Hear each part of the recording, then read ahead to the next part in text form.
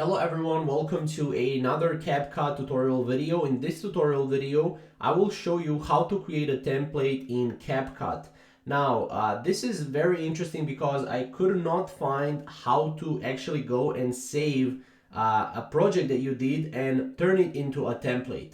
So in this video, I will show you exactly how to do it. So basically, I was going on this Reddit post, as you can see, and this is actually where I found my fixing for this problem. I have a CapCut short video I created that I want to use as my template for all other short videos.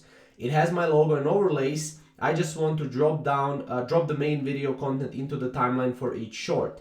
Now, as you can see, because CapCut only appears to have an autosave function, there is no way to save the project as another title to work on the new video and have the template saved with the original content. So what can you do when this happens? Well, as you can see right here, there is a workaround that John Galt here posted. Basically, you need to create a project template. You go to menu and back to the home page, and there you'll see a project listed there. So you just need to click on ellipsis icon or three dots icon and select duplicate. From this, you can work on the duplicate project. And this is the only way how you can basically go and create a template in CapCut, at least on desktop. So that's basically what you can do.